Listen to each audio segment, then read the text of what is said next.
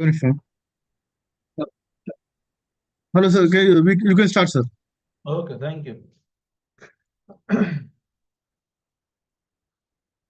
Hi everyone, welcome and welcome to this next session. So after completing the main bones in osteology of the upper limb, now in today's session we are going to start with the pectoral region.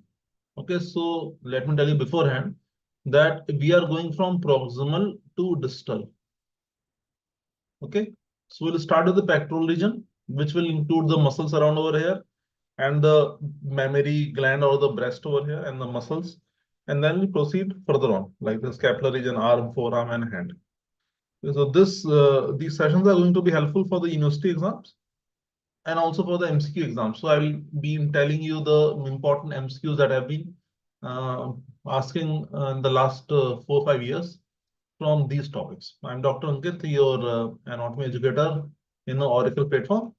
And these are the sort of questions that can be asked. So long essay questions, I will highly advise you to take the screenshot of this to have an idea of what sort of questions can come. So long questions can come like the describe the anatomy of the breast or the mammary gland, including the structure, blood supply, lymphatic drainage, and the applied anatomy. Short questions can come like describe the origin, insertion, nerve supply, and actions of a pectoralis major muscle or any other muscle or the pectoral region. Then of clay pectoral fascia, they can be asking you or the pectoralis minor muscle.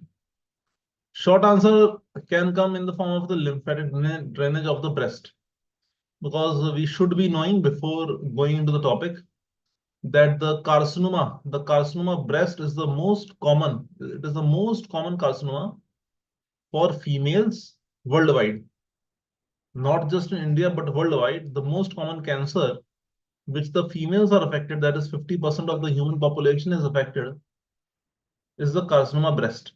And therefore, as this carcinoma is spreading through the lymphatics and other sources, then we should be knowing at least as a doctor the lymphatic drainage of the breast.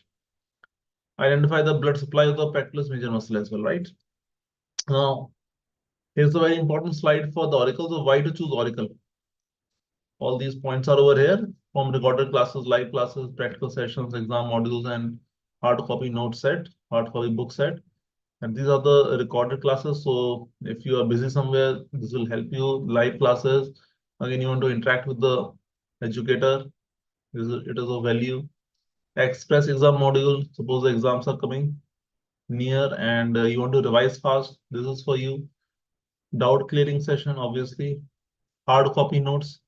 Suppose you are not very good in making notes, then there are ready-made notes on which you can add on by listening to the lectures of recorded or the live classes. So it is a must-have for those who are not very keen or very good in making notes. Question bank. So obviously, when you are preparing for medicals, you would be aiming for next or NEET PG or other exams. There's a Q bank for it. Practical sessions. Again, for a subject like anatomy, we have so many of practical classes in our college. So they are in the form of these lectures presented to you so that you understand the even the practical parts of it. Supposedly your college does not have all those resources for a particular period of time, then these classes will help you. Then these are all the subscription plans, right from 3 months we have to 6 months, then we have to 12 months, and ultimately we go up till 4 years. All these subscription plans are there, and you can use a code below. You can see Dr. Ankit 20. So there's a code which is DRANKITN20, so that you can have some discounts on the various subscriptions.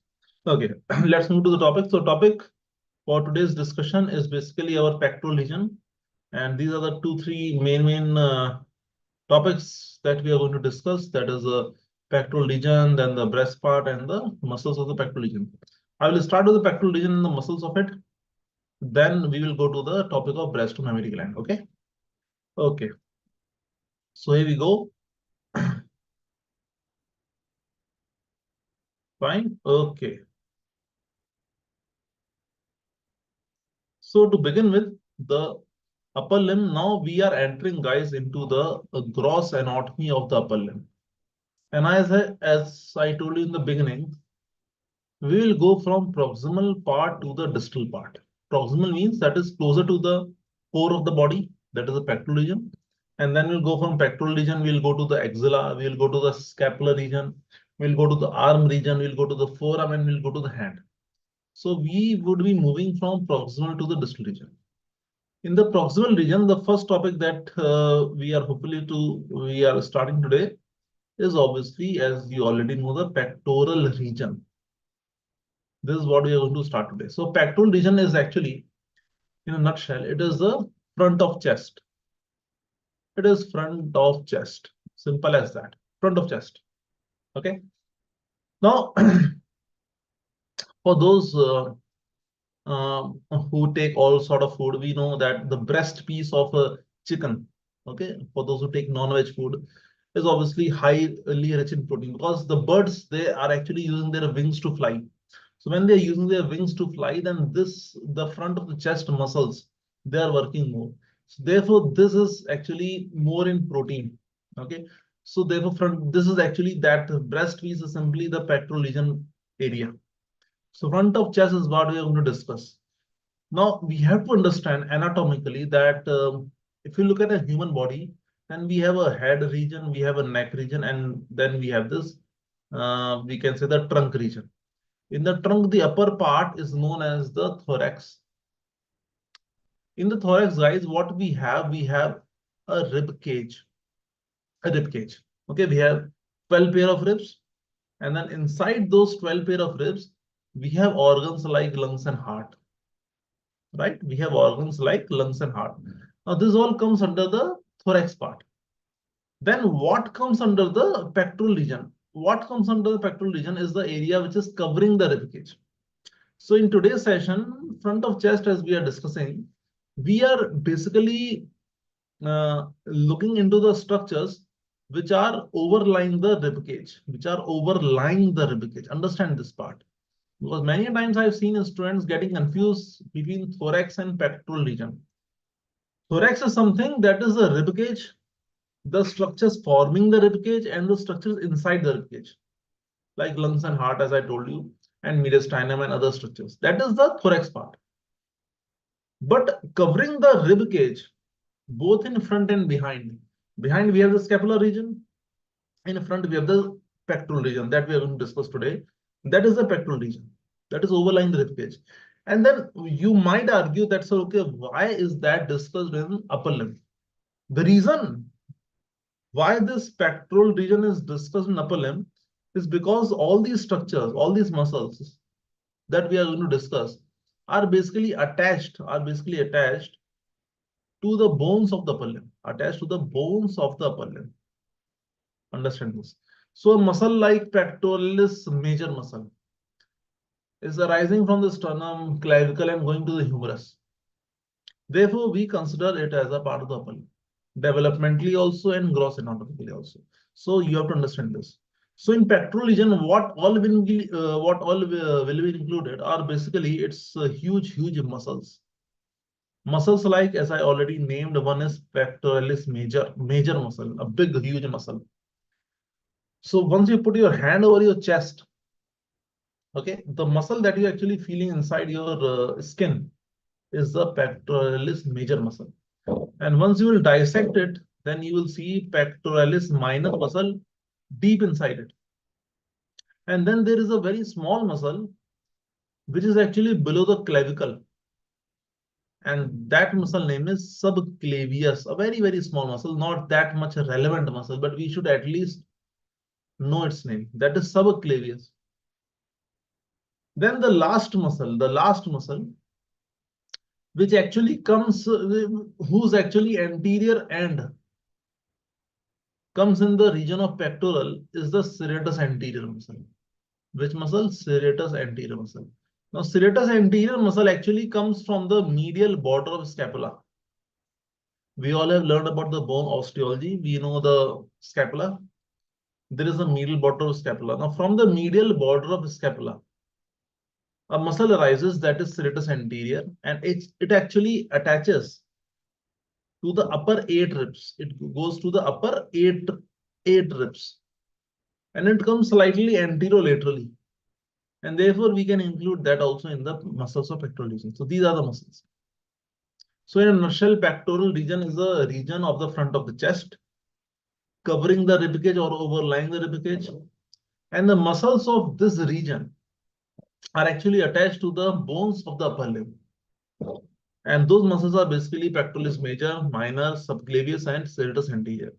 Out of these four muscles, the subclavius muscle is a very, very small muscle and a sort of, you can say, sort of an irrelevant muscle. Not much of a practical use also, but the remaining three muscles, major, minor, and serratus anterior, they are very important muscles. They are huge muscles. Okay, we'll discuss them. I hope this point is clear. Okay. Okay, now let me show you some of the muscles over here, and then we will understand more of what we are actually trying to discuss over here. So we'll come to the breast part a little later on. We will not jump to the breast mammary gland part, but let me first show you the muscle part. Okay, the muscle part. Here is a slide to show you the muscles of pectoral region. So four muscles I told you, and I will show you the bones also. We have the bones like the scapula over here. I hope you can see, and the humerus over here. Okay. A couple of bones to just help you understand the muscles and their attachment. So pectoral region, let me use the highlighter over here. So pectoral region forms the anterior chest wall, front of chest. Muscles of pectoral region include these four muscles: major, minor, serratus anterior, and subclavius. Fair enough. Now, pectoralis major is a frequently asked question. Let me highlight this pectoralis major muscle. And let me just tell you, if you do one thing, you try to lower down or you try to adduct your upper limb against some resistance, you will feel a tightness in the chest, or you try to flex your upper limb like this, or you try to resist like this, okay, between two hands. You will feel a tightness in the front of the chest. That tightness of that muscle is the pectoralis major muscle. To just discuss it, it is actually a superficially fan-shaped muscle with a sternal and clavicular head. We'll see it. So it is actually coming out from the sternum and coming out from the clavicle, and then it is going into the humerus. This is the pectoralis major muscle. It's a huge muscle covering the front of chest. Now, attachment to pectoralis major muscle is all these heads and this humerus. Fine, we'll see it. Let me show you the image over here. See the image. See the image. Forget all of the rest things. This part over here is the clavicular head. Which head? It is the clavicular head of the pectoralis major muscle. This part over here is obviously the sternal head. And as it is also coming from the ribs, that is the cartilage of the ribs, so we call it as a sternocostal head. So this is clavicular head, this is all sternocostal head over here. Then all these fibers are going laterally towards where? Towards the humerus. And they are attaching where? They're attaching on the lateral lip of intertubercular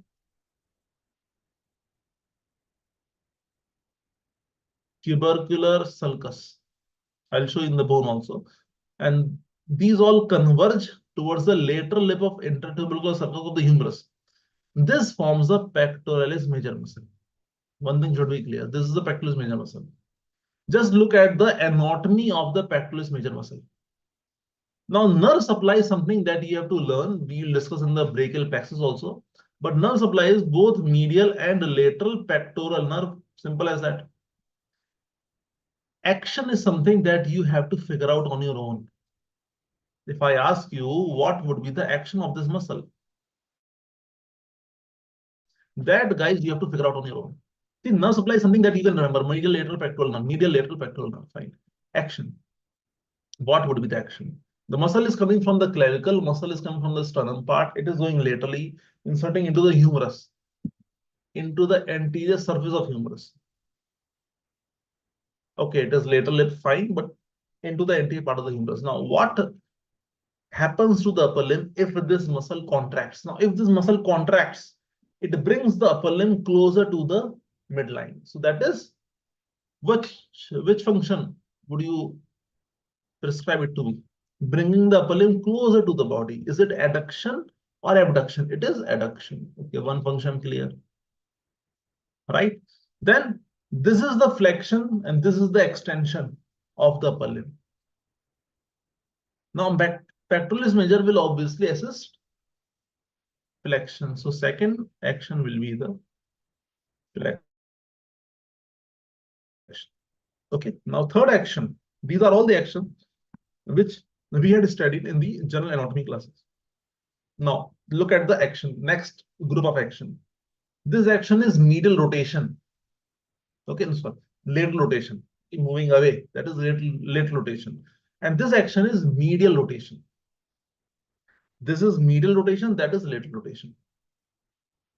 So when the pectoralis major muscle will contract, it will bring hand closer to the body. So the third and final action is medial rotation. That is the action.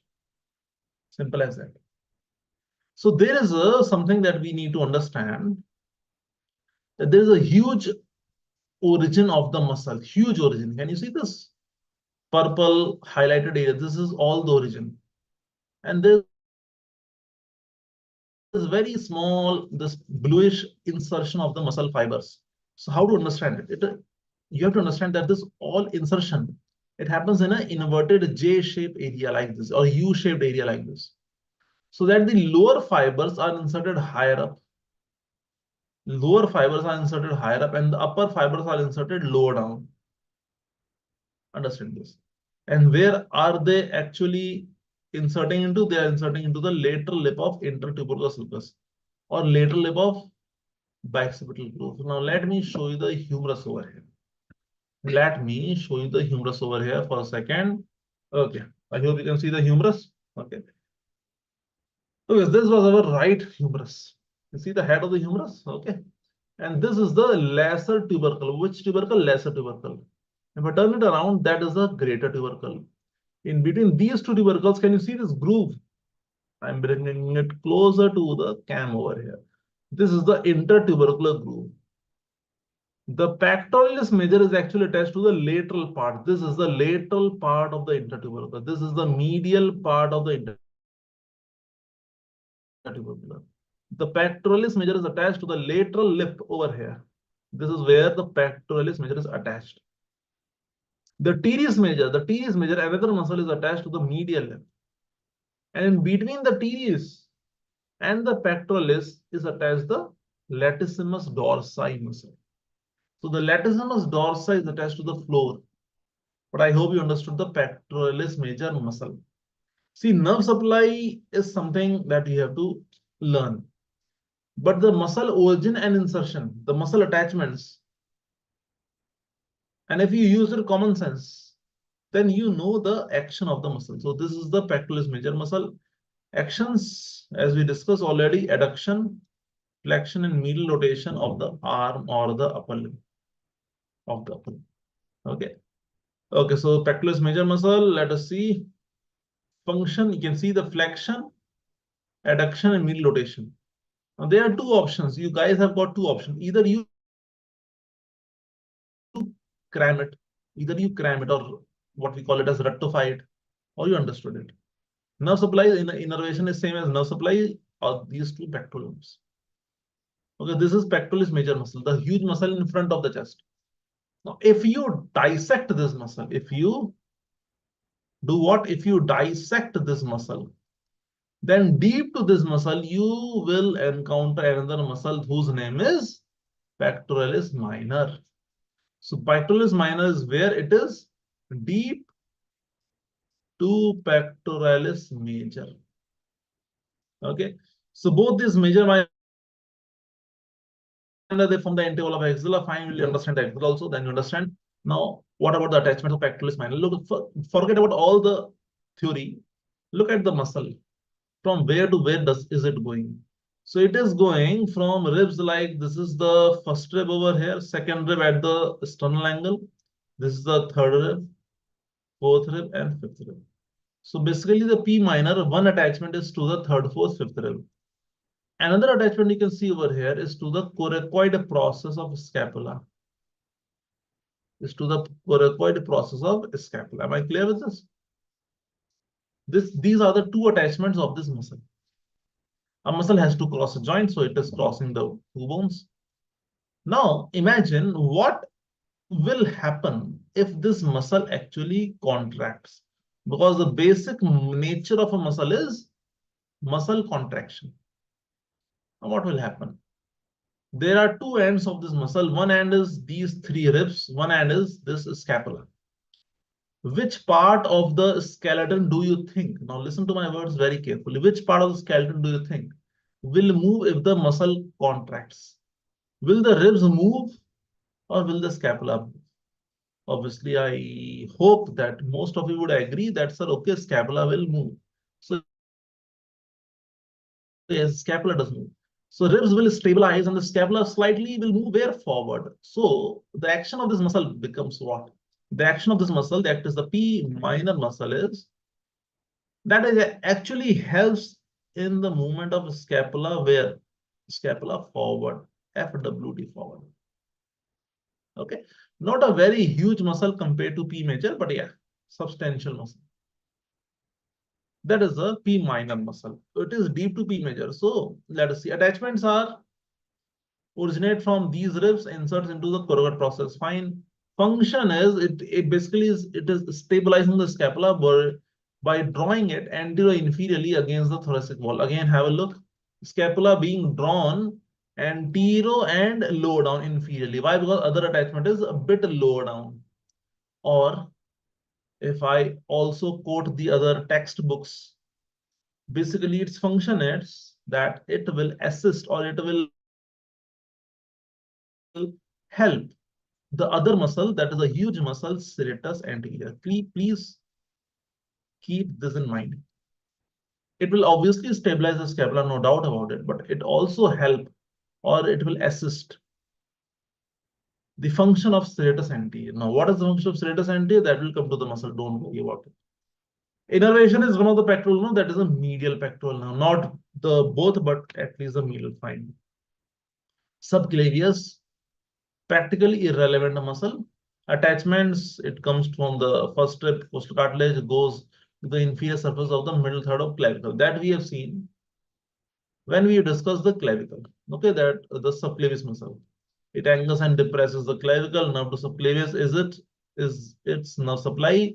And this, I hope you guys remember, this was a very small muscle, subclavius. As you can see, it is below the clavicle bone. Therefore, we named it as a subclavius. Subclavius over here. Okay. Basically, it is stabilizing the clavicle. Its function is it anchors the clavicle, it depresses the clavicle. It basically is stabilizing the clavicle. Not a very big deal. But now another important muscle is serratus anterior. Now, do you guys remember the attachments of serratus anterior? If not, then I would advise you to again go to the previous lectures on the bones, and this muscle we have discussed while we are discussing the bone is scapula. Okay, now here is a scapula before us. This is the right-sided scapula, and you are looking from the cam side, from the camera side. This is the anterior surface of the scapula. This is the posterior surface of scapula. You can see the spine of scapula with the acromion process of scapula that is behind, but this is in front. Now, if I put my fingers like this, my fingers are actually representing the ribs, right? So this anterior surface of scapula is actually facing the ribs over here. So ribs are placed like this. Scapula as a bone is placed on the posterior part. So the ribs will go like this and they will go like this, curve around, and in front they will attach to the sternum bone over here. Scapula is placed behind. Now, about the serratus anterior muscle. This scapula is having this border, which will be known as the medial border of the scapula. Which border? Medial border. Now, from here, the muscle will arise from the entire medial border, and that muscle is the serratus anterior muscle. It will come from here, from the medial border. It will then go and it will attach. It will go around the rib cage, and slightly anterolaterally, it is going to attach into the upper 8 ribs, not 1, 2, or 3, or 4, or 5, but this muscle from here is going to attach to the upper 8 ribs. Just imagine this is the muscle over here. When my fingers over now, I'm representing 5 fingers. Imagine these are 8 fingers. They are moving from here and they are going around the rib cage and they are attaching onto the upper 8 ribs. Now, if this muscle contracts, what will happen? Obviously, the ribs won't move because, again, like the P minor, the two attachments of the serratus anterior are the scapula and the upper 8 ribs. So 8 ribs will not move, obviously. They are in a rib cage. They are basically for the respiration. It is the scapula that is going to move. So when the muscle will contract, the scapula is going to move like this. And what is this over here? Glenoid cavity. And what is attached onto the glenoid cavity? The upper limb, the humerus, the arm, and the forearm. So when this muscle, this huge muscle, now I'm not talking of P minor or subclavius, this serratus anterior is attached to 8 ribs. It's a huge muscle. Now when this muscle contracts, the scapula is going to move like this. When the scapula is going to move forward, the whole upper limb is going to move forward. Now, what is this action? Upper limb is moving forward. This action is the pushing or the punching movement. It is a pushing or the punching movement. Now, this is what you need to understand. That's simple as it. In any muscle, you need to know what are the basic attachments of the muscle. And then you think about that, what if this muscle contracts? Let's now look at the notes over here. So this muscle has several steps. Ribs 1 to 8. They attach to the rib surface of the middle bottom of the scapula. Fair enough. Function rotates the scapula, allowing the arm to be just about 90 degrees. It also protects the scapula. Protects means this pushing punching. This pushing punching movement is also known as protraction of the scapula. Another function of scapula is above 90-degree elevation, like this. Suppose you are asked to raise your hand. This above 90 degree, this is a 90 degree, this above 90-degree elevation. This is known as overhead abduction, overhead abduction. Here again, the serratus anterior as a muscle will help in overhead abduction, Do remember this. Innervation, long thoracic nerve. Again, all of these are coming from the brachial plexus that we'll discuss in brachial plexus. Don't worry about it. And here, guys, is your few muscles that are being shown to you. Here, basically, not the serratus anterior, but what you're looking at, a P major and the P minor. I hope you have understood these two, and also serratus anterior as a muscle. Okay, now serratus anterior, understand that. Let me show you. This is the middle bottom of scapula over here. So this muscle, if I show you the green color, it is coming from behind, right? It will go around and will insert into the upper 8 ribs like this from the side. This is going to be your serratus anterior muscle. It is coming from behind, from this purple color medial bottom scapula, again behind. This is our serratus anterior muscle. Which muscle? This green color is the serratus anterior muscle. I hope you understood the muscles. Okay, so here in this image, you are seeing the P major muscle. So that is basically flexion, adduction, middle rotation. Then serratus anterior, basically in overhead abduction, it will help the trapezius and pushing punching movement. And then the P minor muscle over here, it basically assists to serratus anterior. So basically, P minor is a PA. It's a personal assistant to serratus anterior. Serratus anterior is a huge muscle. P minor is just helping serratus anterior. Understand this. The bigger player over here is the serratus anterior. Pushing punching movement. You are pushing the door, you are pushing anything. Serratus anterior. Therefore, it is also known as boxer's muscle, because boxing, if you have ever gone to the practice of boxing, okay, boxing, right? We practice it, and we are practicing this movement only. And this, in anyone who has practiced boxing, their serratus anterior on the sides, it will look like serrations over here. On the sides, they appear like serrations. That muscle which appear like serrations, like V shape, multiple V over here or multiple W over here, that multiple W or multiple V on the side of the chest, that is the serratus anterior muscle. It is more easily prominent in boxers or people who are practicing boxing. Okay, so these are the major muscles of the pectoral region. I revise again. Once you're doing the dissection, you cut the skin, you remove the skin and the fascia. In female, you have the breast, which I'm going to discuss later on. Now, once you remove the breast, then you will see the pectoralis major muscle. Once you remove the pectoralis major muscle, deep to it or just deep to it, you see a very small pectoralis minor muscle. And on the sides, you will see the serratus anterior. And if you dig a bit deep, then just below the clavicle over here, you will see very small subclavius muscle, right? So this was about the muscles of the upper limb or muscles of the pectoral region. And here's a table of it. Now, if a question comes to you guys for your exams, particularly the theory questions, like for example, any question comes for say any muscle, you have to make sure that you know at least its origin, its insertion, then its nerve supply and its action. These are the must know four things. Must know. These four things are must know. So we have this P major, P minor, subclavius, and serratus anterior. We have these four muscles over here. Here you can see boxus muscle written over here for serratus anterior. Okay, as I already explained to you. So these three, four things, or not three, four, but four, for any important muscle is a must. Okay. Now we move to a topic to the region of the breast or mammary gland, which was again for the topic of the pectoral region, and here is a breast, that is mammary gland. For that, let me take a minute for you guys for that to orient you to the topic of breast or mammary gland, breast or mammary gland. So first 2-3 minutes to understand this basic structure. Listen very carefully. As a medical, we should know that the breast or mammary gland is a structure. Okay, let us start from here. Let us.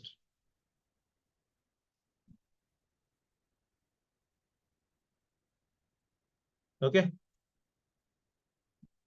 breast or mammary gland. Now we know the basic anatomy. We have the skin and superficial fascia. Then we have deep fascia. Now in the pectoral region, this breast or mammary gland, it lies in the superficial fascia.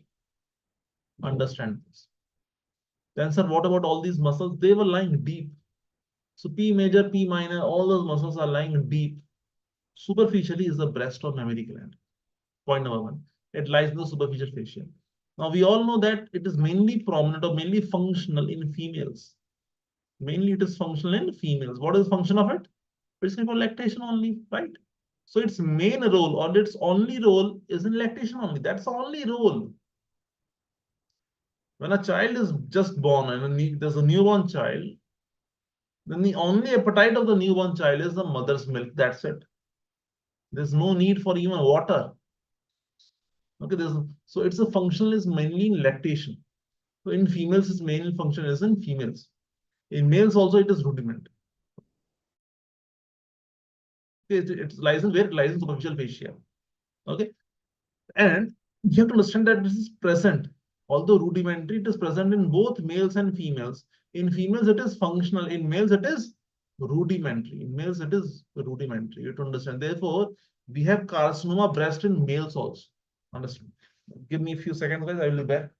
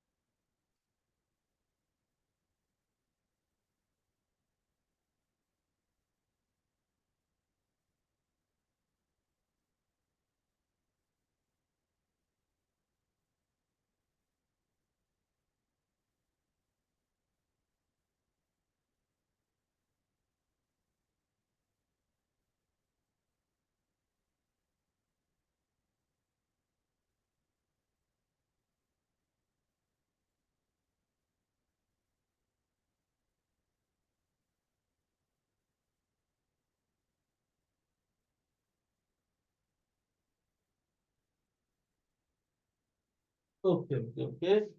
Okay. So guys, yeah, back to the topic.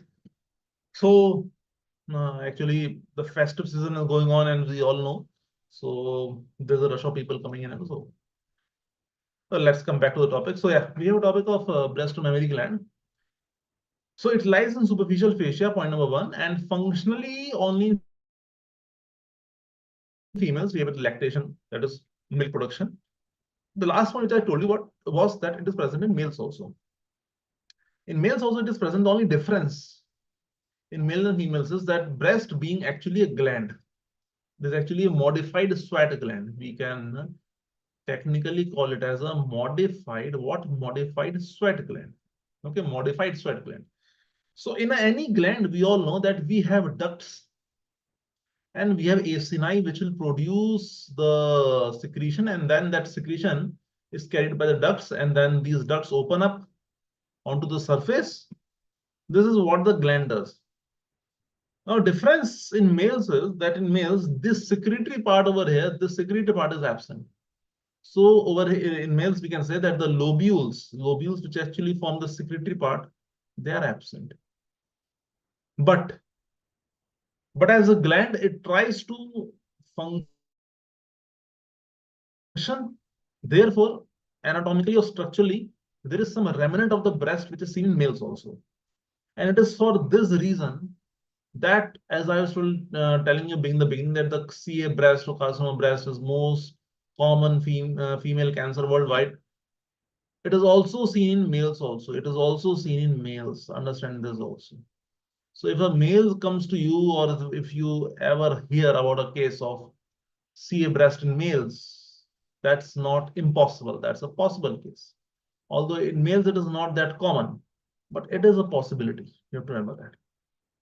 So what we understood that breast mammary gland is a gland.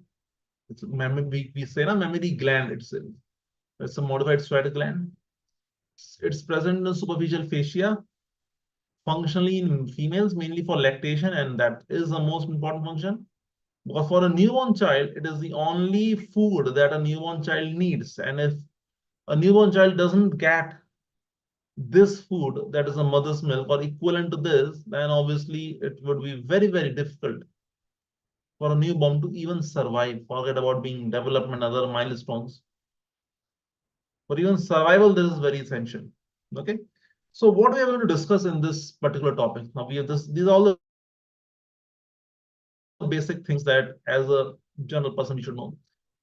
Anatomically, in a session like this, we are going to understand about the structure of the breast, then about its blood supply, then similar goes for venous drainage and also for the lymphatic drainage. Because as I told you in the beginning of the session, that there was a question on lymphatic drainage, that the carcinoma spreads mainly through lymphatics. This is what we are going to discuss, and let's move on now. So now, right about the breast location, extent, and all this about the blood supply. So it's a modified sweat gland. It's a modified sweat gland present in the superficial fascia.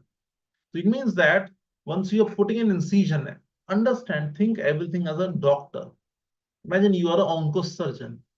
You want to remove a lump of the breast cancer. Will you encounter the pectoralis major before you encounter the breast tissue, or you will first encounter the breast before you encounter the P major muscle? That you have to think about. As this breast is present in the superficial fascia, so once you're giving a cut on the skin, you are directly entering into the superficial fascia. So you are going to first encounter the tissue of breast because it is present in superficial fascia. This thing is clear? Okay. Location, yeah. So this is the location of the breast over here. Normally, when we talk in a surgical way, also we divide the breast into 4 quadrants. This is superior medial, this is superior lateral, this is inferior lateral, this is inferior medial. We have 4 quadrants. And it is seen that the superior lateral quadrant is the quadrant which is most commonly affected by the cancer or the carcinoma. Understand this. So most commonly, because you should not be thinking that okay, there are 4 quadrants, so 25% should be of cancers should be there in each quadrant. No, it is not like that. There is an uneven distribution. Most commonly, it is a superior lateral quadrant which is affected by the cancer, so the carcinoma. And in this image, what you're seeing is that there's an extension of the breast that is going towards the axilla over here. This extension, and that is known as axillary tail. And there's an opening over here that is known as foramen of what? There's a foramen or foramen of Langer is what we call it. There's an opening by which the breast tissue enters into the axilla. These are all the questions. Foramen of Langer, axillary tail of Spence. These are all the questions that you need to know. Okay. So there's a breast tissue. We'll see the extent of it. And there's an extension of the breast tissue, females mainly, into the axilla. And it actually passes through a foramen, that is foramen of Langer, and there is this axillary tail of Spence over here. Okay. So location, let us see. So small extension from the superior lateral, which quadrant? Superior lateral, pierces the deep fascia and extends into the axilla. Aperture in deep fascia through which axillary tail passes is known as foramen of Langer, as we already discussed. Okay, these few words you should know. Now, shape, hemispherical bulge that we all know. Now, the other thing is, what is the extent, what is the anatomical extent of the breast? Now, this is very, I should say, very personal or very, not personal, but a very individual based or very personalized, I would say. For example, if you have to write in a theory exam, you will say, okay, the breast is extending vertically from second rib to sixth rib. First rib, second, and third, fourth, fifth, sixth, fine. And horizontally, it is extending from the parasternal line or the lateral part of the sternum to the mid-axillary line. Fine, that is absolutely correct. But guys, understand that as age advances, as females reaches their 40s, 50s, 60s, okay, after all that lactation, everything, the actual size of the breast is and it enlarges. Okay, this is what anatomically in the beginning, or in the we can say the beginning or in the beginning of menarche in the second decade. Okay, what is the extent of the breast? But actually, as the age advances after the lactation and all, the extent of the breast is much more. So therefore, if you are operating on a breast cancer, if you're an oncosurgeon, you don't have to limit yourself to these extent only. Your knife will go beyond it. If you have to remove the tissue, or you have to remove the cancerous tissue, your knife, your scalpel, your incision has to go beyond this. But theoretically, you should know that vertically it is from second to sixth rib, and horizontally it goes from here to here. Okay, as you can see in the image as well. Now, for relations. Now, relations, obviously, you should know. Let me show you another image over here. Okay, this image is fine. This image is fine. Understand this. What are the relations of the breast? The P major muscle, as you can very well see over here, P major muscle over here is lying deep to the breast tissue. So P major muscle of this whole P major is forming like a bed for the breast tissue. P major is behind. Okay. Breast is lying where in the superficial fascia. So this whole lobules, all these ducts over here, right? All this fatty tissue over here, they are all lying where? They are all lying in the superficial fascia. And P major as a muscle is lying deep to it. And the other muscle that was lying deep to it is P minor. So all those muscles that we have studied already, therefore I took that part initially. They are attached to the ribs and the sternum and the clavicle. So you can see the bones over here. So they are present more deeper. Mammary gland is something that is superficial to all of us. And here you can see, as I told in the beginning, that there's a gland, there's a secretory part of the gland, and there is a we can say the ductal part of the gland. But the secretory part over here is going to secrete whatever it has to secrete, whatever all the mitochondria and the Golgi and the enzymes and all of that present, and all the hormones come. The secretory part of the ESNI part is going to secrete it, and that has to be carried by all of these ducts. And where do these ducts open? And in the case of breast, they open into the nipple area. Okay, in a breast, we should also be knowing over here. You can see that this region obviously is the a region of the nipple. Focus yourself on the female breast. That is the functional part. So all the ducts, guys, all the lactiferous ducts, they open here only. And surrounding all of this all area, this hyperpigmented area is known as areola. So ducts don't open over. Ducts don't open. Ducts will open into the nipple area. Then the question might arise in your mind, and it should arise. That's sort of okay. Nipple has a function, understood. That the ducts are opening, the milk is coming out of it, fine. But then why the creator of the human body, or why the human body has areola? Areola, as I said, that it is having the sebaceous glands. I only said glands, understand it is the sebaceous gland. Now, what is the role of it? Understand, it's very crucial. Suppose this female gives birth to a baby, and the baby then sucks the nipple for the milk. Fine. A milk is coming from the nipple. Milk is a fluid, it's a liquid, right? Now, after every 2, 3, 4 hours, this baby will be needing the milk. Okay. Now, these nipples over here, they are ejecting the milk out, and then suddenly they stop. Then suddenly after a few hours, they will again eject. These nipples are prone to crack. Understand this, are prone to crack. Imagine some part of the body is immersed in water or in any liquid for some time. Then it is totally dry. Again water, again dry. Now, it is all not for 1 or 2 days. It is for many months. Isn't it prone to crack? It is. And therefore, these nipples are also prone. I'm not saying they always crack, but they are prone to crack. To avoid it from being cracked, this areola over here, it has sebaceous glands. It secretes sebaceous fluid to lubricate the nipples all the time so that they don't crack.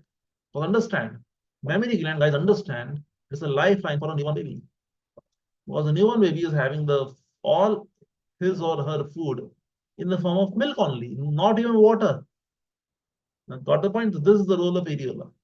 So you have a nipple areola, and you have the fatty tissue and the lobules inside it. That's a structure. Okay, relations, we have seen the what is lying deep inside, fine. Pectoral fascia is what? It's a deep fascia which covers the pectoralis major muscle.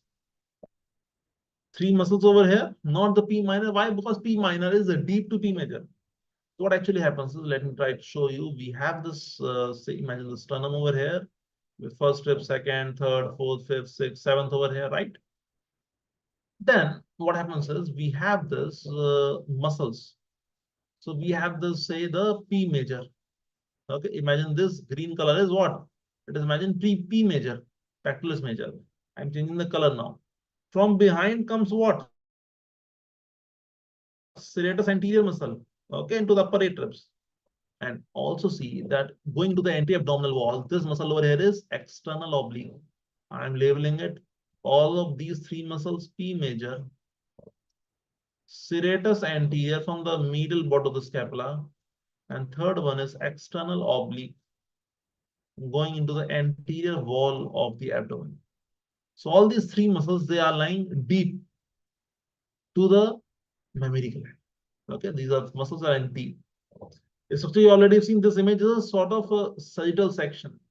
You can see all these lobules, 15, 20, and they all these ducts where are they opening into the nipple. And I already discussed the importance of areola as well. Okay, let us discuss this and let me highlight. So skin nipple is a conical projection below the center of the breast, usually at this level. Now, this level actually changes. So it's a multiparous female having lactated multiple child. Obviously, their level of nipple will be slightly low down because of sagging of breast. Then stroma, you also have a suspensory ligament which helps in maintaining the protuberance of the breast. And that is very essential. Understand this.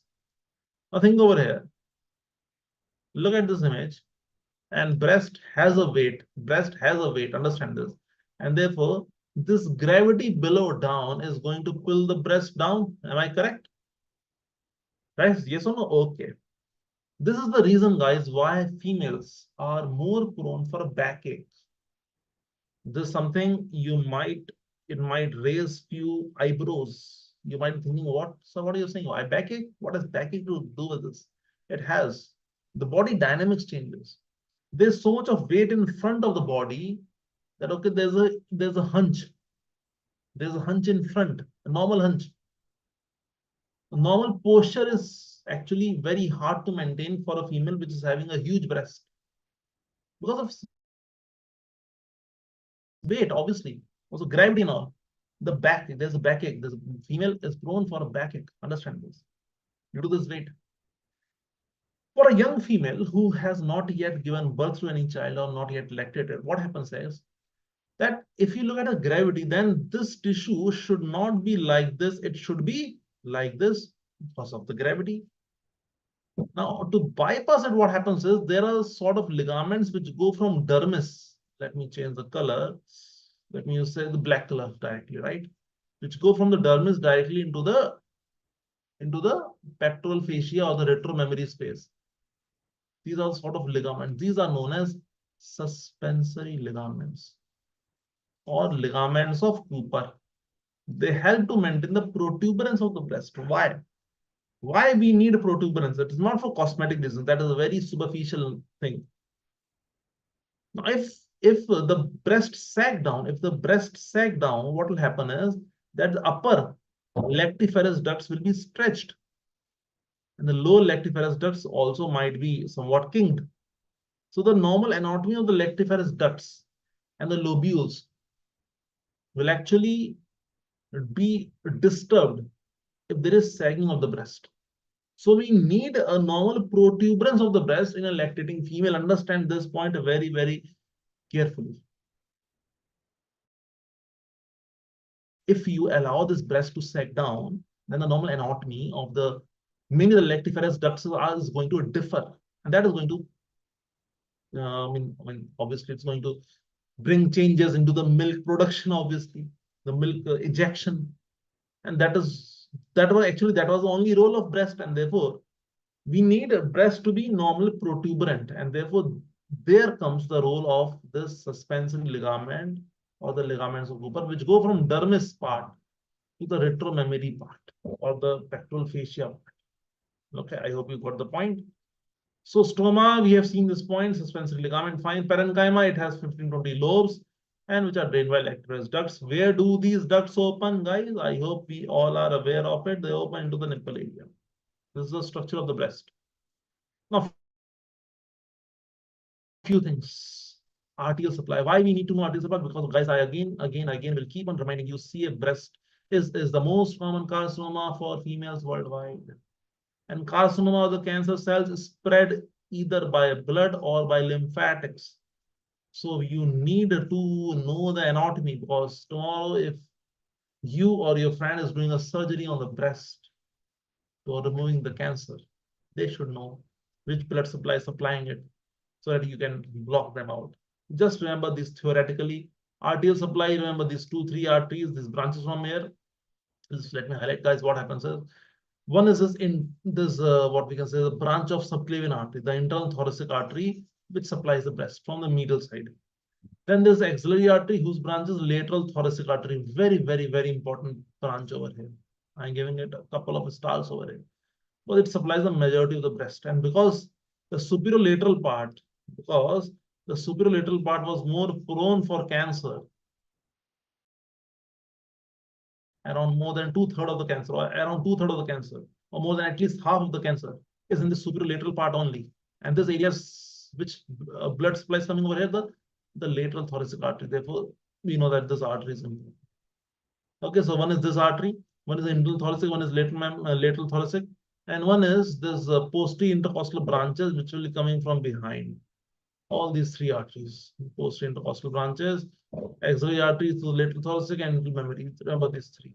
And similar goes for venous drainage. Where the blood is coming, the blood will go back. So we have the axillary vein, we have the thoracic vein, we have posterior intercostal vein. Nothing much to worry. Nerve supply, not a big deal. But yeah, you should know for the nerve supply also. Why? Because cases like herpes zoster, you should know that okay, T2 nerve, T3, T4, T5, T6. From C5 to T1, they goes into the upper limb. T2 is the upper part of the chest. Then you have T3, T4, T5, T6, T7, T8, and till that T10 goes to the umbilicus. And herpes zoster, we all know about the dormant virus over here for herpes simplex that goes around the dermatome of one side only. So applied anatomy can be asked from here.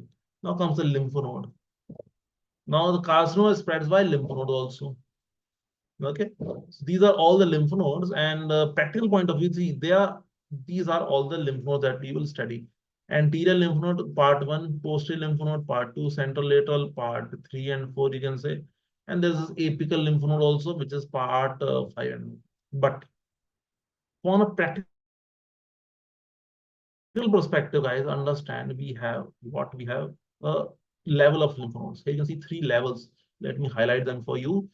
We have a level 1 over here, we have a level 2, and we have a level 3. Now, what's the difference? Sir, you said initially, you said just 1 minute back that they are anterior, posterior, and all these lymph nodes. Guys, it is very good when you are writing a theory paper. Let me be practical over here. You make a table, you write anterior lymph group of lymph node, pectoral, posterior group of lymph node, central group of lymph node, lateral group of lymph node, apical group of lymph node, and all that. But once you're opening the human body, once you're opening in a patient, once you're treating a patient, and all this theoretical knowledge, or most of the theoretical knowledge, particularly in this area, will take a back seat. You won't be seeing like this. Because in a human body, in life in body, things are a bit different. Things are a bit complicated. That would be better, but things are a bit complicated. Now, let me tell you what actually happens. Now, over here, you can see that it's the left side that is being shown. It is a left side that is being shown. You have seen the left of the limb. Okay. Now, can you see a muscle over here? Which muscle is this? Is it P major or P minor, guys? This muscle. It is pectoralis minor. So you have removed the skin fascia, right? And then you have slightly lifted, or you have made an incision on the P major. You are seeing the P minor muscle. Now, all the lymph nodes which are lateral to the P minor, all this group of lymph nodes, they are known as level 1. Because the spread of the cancer will start from this level. Okay. Then level 2 will be actually around the P minor. This all comes under level 2. From level 1, the cancer will spread to level 2. And then medial to the P minor, all these group of lymph nodes over here, they come under level 3. So the cancer actually spreads from 1, then it will go to 2, then it will go to 3. Now you might ask, okay, that's a good thing to know, but what is the use of it? What is the use of this knowledge? The use of this knowledge is you take a small biopsy from level 3 lymph node. You take a small biopsy. And if you find the cancer cells in the level 3 lymph node, you know already that, okay, level 2 and level 1, all these lymph nodes are already infected. One or the other lymph nodes are infected in level 1 and level 2 already by the cancer cells. So you need to do an entire lymph node dissection before you remove the tumor as well. Before you stitch the patient, you have removed the lump. Suppose the lump was 2 by 3 centimeters. But you already know that if the level 3 lymph nodes are involved, that obviously level 3 will only be involved if 1 or 2 are involved. You have to do an entire lymph node dissection. Okay, just to prevent the again re-emergence of the cancer. Because no patient will want, because cancer is such a It's such a thing in any human, in any country, not just in our India, any country, you diagnose a patient with a cancer, they are obviously shattered. Then you have to do so much of counseling, mental counseling, and treatment options and all that. If they have gone through entire chemotherapy, radiotherapy, and surgery, all of that, and imagine after 4 or 5 years again they come with a lump, and what trust will they have on a medical science? Imagine. You're getting a point. So to be honest with yourself and with the science and with the patient, you should know that what you're doing. Right? Suppose you remove the cancer tissue 2 by 3 centimeter and you remove some level 1 lymph nodes, but you have not yet checked okay level 2 or 3 are involved or not. After 5 years, again the patient is coming with a lump. I'm speechless. What are you going to explain to him or her? Therefore, should know the basic knowledge of it, should be testing it so that tomorrow, whenever any problem like this comes on, you should know. Here's an image showing us the entire lymph node trajectory over here. And it let me add on that this is the left breast, and here you can see if the cancer is coming from the medial part of the breast, it will go to the internal memory nodes, and they will spread where to the contralateral breast. That is something interesting. So what happens is that CA carcinoma started from the left breast, but in a medial quadrant, superior middle or inferior middle. That could have been transferred into the right breast as well. So be sure about it. And when you are doing any investigations to stage the cancer, and if it is the medial side, then you should be checking on the contralateral breast as well. Right? Okay, now all this lymphatic part, how do they drain? Lateral, medial, fine, you can do. A breast self-examination, something that every one of us should be knowing. Every female, it is a must know, obviously. Every male medico should be knowing to advise the females. Okay. So these are the steps of breast self-examination, or we normally call it as BSE, because it is the most common cancer in a woman worldwide. Then all the women should be taught to do this. So lie on your back, put your right hand behind your head like this so that your muscles are stretched. Now your breast is free. The right breast is free. Now you can check from your left hand. Use your left hand to press down to examine the right breast. So left hand checks the right breast, as you can see in the examination over here. Apply light, medium, firm pressure to check all the layers. Look for any lumps and go for the armpit also. Armpit is axilla region. And then look for the nipple discharge also. And then now you're checking the right breast from the left hand. Switch it, check the left breast from the right. Okay, this is known as BSE, breast self-examination. Because earlier you detect anything, then you will go for other investigations like say simple mammography and other investigations. So if it is a stage 1, obviously you are at obviously in a much better position than stage 3 or 4.